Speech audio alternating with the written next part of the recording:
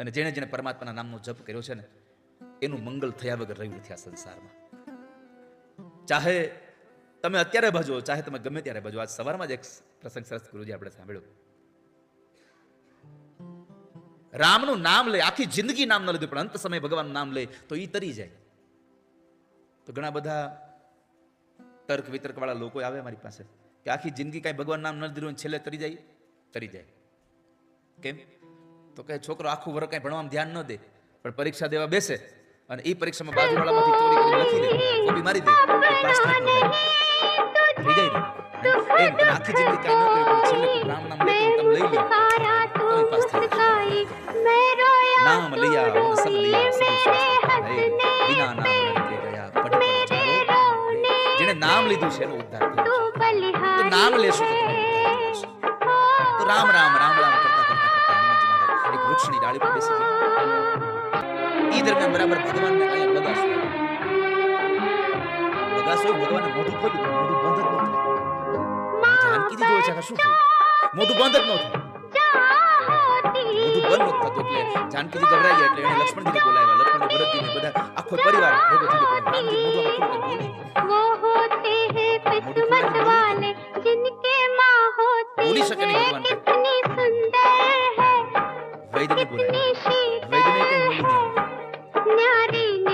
હનુમાનજી રામજી ઈશ્વર બહાર બેઠો એને બોલાવો. હનુમાન ના બોલાવો. હનુમાનજીને બોલાવ્યા. હનુમાનજી આવ્યા ને એટલે ભગવાન સીધો એનો હાથ પકડી લીધો.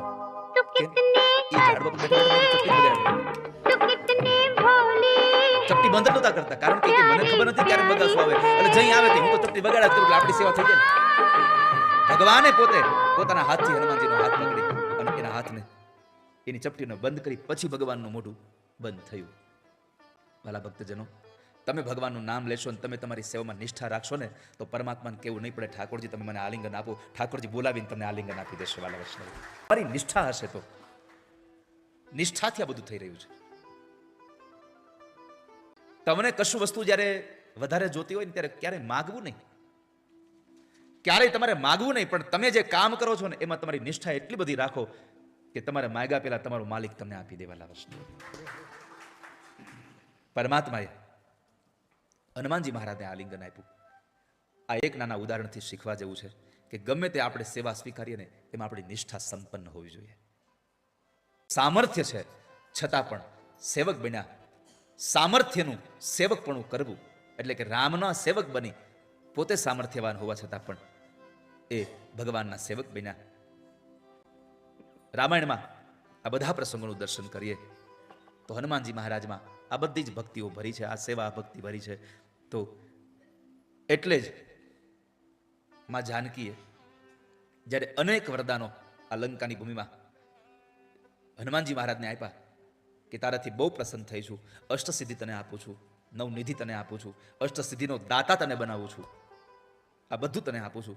હનુમાનજીને કઈ ફેર જ ન પડ્યો, કશો જ ફેર ન પડ્યો. પણ જ્યારે માએ એમ કહ્યું કે તે મારી આટલી સેવા કરી છે, તે મને આટલી રાજી કરી છે, હું તને એક વરદાન આપું છું કે તું ભગવાન રામનો નિત્ય સેવક બનીને રહીશ અને પ્રભુ રામ તારા પર કૃપા કરશે. આટલા શબ્દો સાંભળ્યા હનુમાનજી મીડા નાચવા. જ્યારે નાચી રહ્યા છે કારણ મને પરમાત્માનો સેવક બનવા મળ્યું છે, મને મારા પ્રભુ રામનો સેવક બનવા મળ્યું છે. માતાજીને વંદન કર્યા છે.